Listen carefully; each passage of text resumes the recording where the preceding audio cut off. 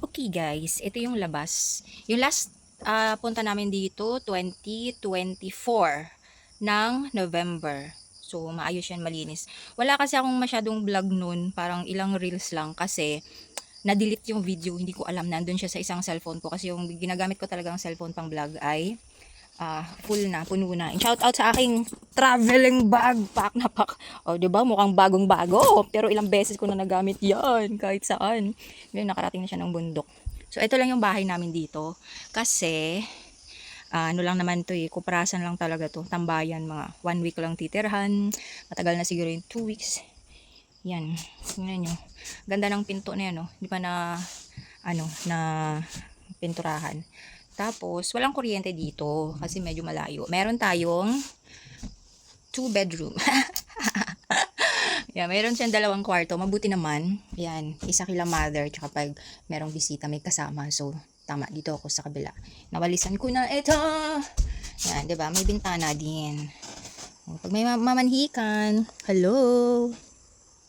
O, siguro na ang landahan, oh. I don't know. So, si mama, ang hilig kasi niya mama magdala ng mga gamit-gamit. Tapos, meron din kaming CR, syempre. O, di ba? Anis ka yung CR. Maganda. Parang yung CR yung pinto sa bukid nun. Ha? Diba? Tapos, dirty kitchen. Oh. Tcharam! Pwede na to, no? Bahay ng simpleng mamamayan. O, may lababo. Siguro pag dito kami nakatira, naku, dadami yung anak nyo talaga. Yan, ready na pang bugha yung kahoy. Yung tipong bising-bising ang asawa mo dyan, nagtatrabaho. Tapos ikaw dito ka lang sa bahay, nagre-ready. Kakainin ninyo. Okay? Tapos, palagi, dami kayo anak niyan. So, walang kapitbahay. Linis na tayo ah.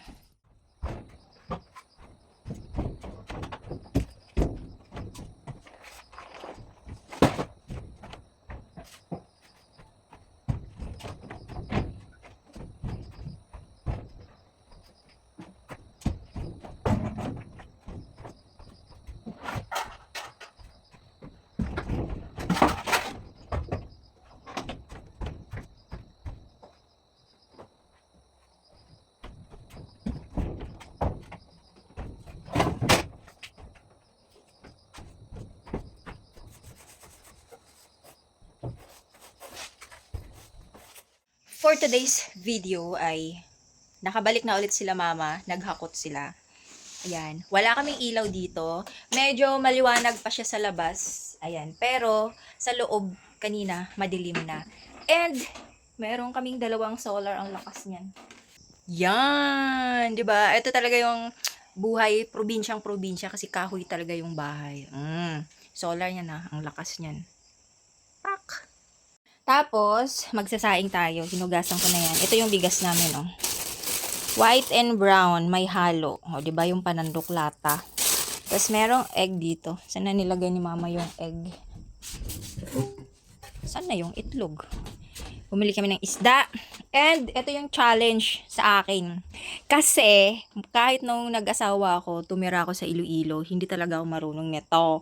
Hindi ko siya alam kung paano paapuyin. Hi! So, good luck!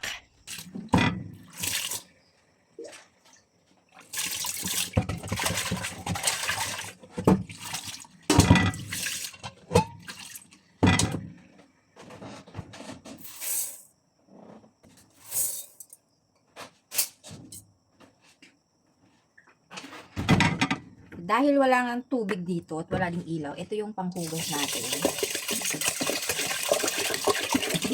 Ito talaga yung literal na probinsya. Kasi walang ilaw at walang tubig.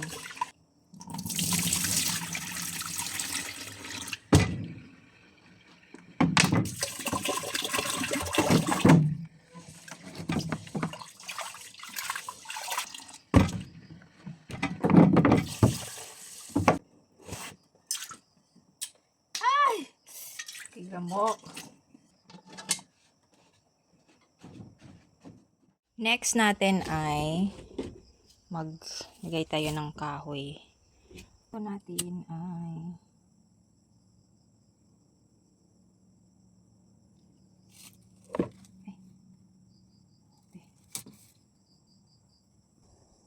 Yung sikreto ko dito ay mga plastic. Sunugin dapat yan.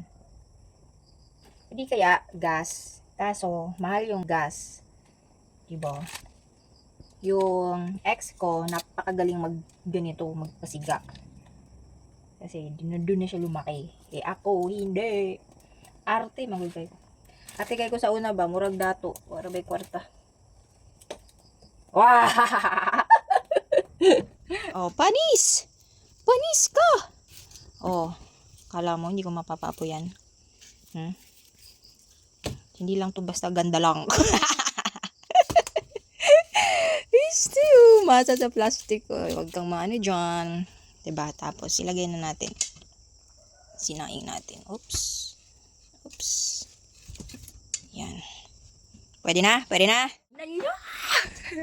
Hindi siya namatay. Tada!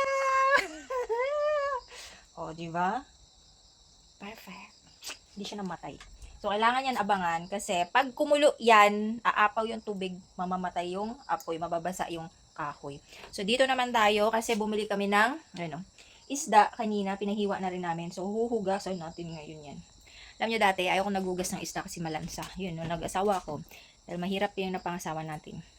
Hugas tayo isda. Hanggang ngayon, mahirap pa din tayo. Kaya, hugas tayo ng isda. Yan o. Yan, binili namin to kanina. Oh, fresh pa, hindi siya nabubulok. Oh. So, dahil kahoy siya, at walang pampahina, bawasan natin yan ng kahoy. Tapos, dahil kumunti na yung tubig, tatakpan na natin yan ngayon. Yan, para maluto talaga siya. Tapos, pag hilaw naman siya, kinulang ka ng tubig, lagyan ng asin. Yun, medyo effective. Pero dapat, dagdagan mo pa din ng tubig. Ewan ko kung saan yung effective doon, yung naglagay ka ng asin or nagdagdag ka ng tubig, tapos mahina lang yung apoy mo. Ganon. Natutunan ko yun dun sa Iloilo. Yan. Check natin mamaya ha kung hindi nasunog yung sinaing ko at saka yung kung tama lang ba yung pagkaluto niya. Nyo, kung gaano ka perfect ang sinaing ko doy. Wow. Diba? Next ay magprito taog isda. Diba? Probinsyang probinsya, walang hawakan yung frying pan. Frying pan. Init na ang mantika.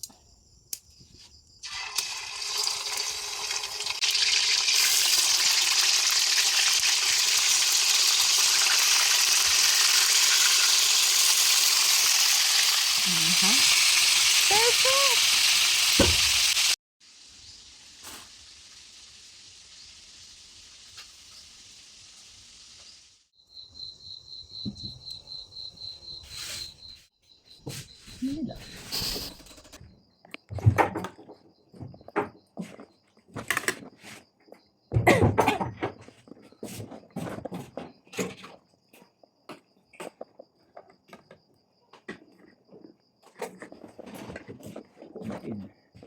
Nawala.